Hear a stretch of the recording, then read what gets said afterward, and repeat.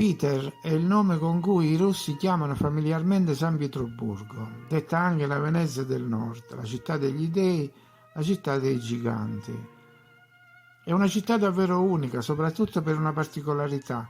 Si conosce la data di inizio della sua costruzione, non come le altre città storiche che affondano la loro origine nella notte dei tempi. Questa città, molto semplicemente, prima non c'era, poi c'era. Almeno così è scritto. Pur essendo stata costruita di sana pianta, però, presenta strette somiglianze con decine di altre città importanti.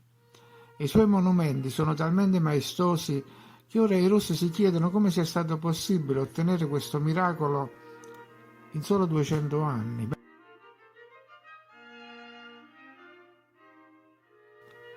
Questa famosa stampa ricorda i momenti in cui lo zar Pietro I dice: «Qui costruirò una città».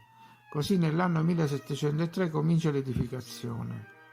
Da allora fino all'inizio del Novecento la città si è abbellita di palazzi che sembrano usciti da una favola.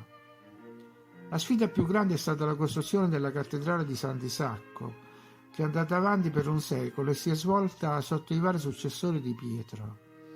È stata rifatta 4 volte. Si dice che la prima chiesa fosse solo un granaio fatiscente e risale al 1707. La seconda, la cui prima pietra fu posta dallo stesso Pietro I, è del 1717. Il terzo tentativo fu condotto da Caterina II la Grande nel 1768, con l'aiuto dell'architetto Antonio Rinaldi, ma i soldi finirono presto e l'architetto abbandonò. La quarta cattedrale fu iniziata nel 1818 e fu ultimata nel 1858. Furono usati 43 tipi di pietra rara, che hanno dato alla cattedrale il nome di Museo della Mineralogia. Ci sono 400 sculture e bassorilievi e i 4 altorilievi di bronzo sui frontoni dei portici pesano ognuno 600 tonnellate. La cupola è formata di lamiere di rame dorate a fuoco con l'utilizzo di 100 kg di oro, su un totale di 400 kg utilizzati per l'intero edificio. La cupola non è mai stata più ridorata, ufficialmente perché il processo richiede l'evaporazione di mercurio, cosa altamente letale. Tra una cupola interna e quella esterna si trovano 100.000 vasi vuoti di terracotta per l'isolamento termico. L'esterno della cattedrale è abbellita da 112 colonne del peso di 114 tonnellate ognuna.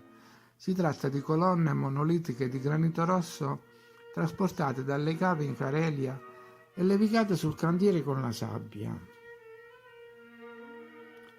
L'affresco più grande è di 800 metri quadri. Vediamo un esempio di ponteggio nella cattedrale di Santa Sofia a Istanbul per avere un'idea del complesso lavoro. Mentre operava il cantiere della cattedrale, nonostante la perenne mancanza di fondi e le guerre napoleoniche sullo sfondo, altre opere venivano portate avanti. San Pietro e Paolo, 1704, all'interno di una fortezza a stella. La fortezza di Kronstadt dello stesso anno. Il monastero Nevsky del 1710. Il complesso di Peterhof, 1714. La residenza di Tsarskoe Sielo nel 1724, a 16 km da San Pietroburgo, simile a Versailles, a Caserta, allo Schönbrunn.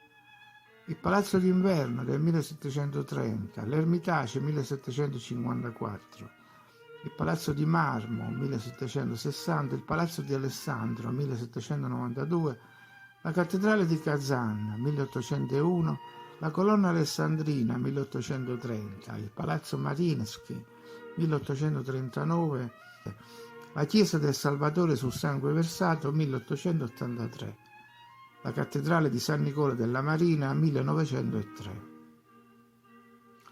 Tutte queste costruzioni presentano analogie con altri palazzi, ma ciò che colpisce a San Pietroburgo è la particolarità di alcuni monumenti.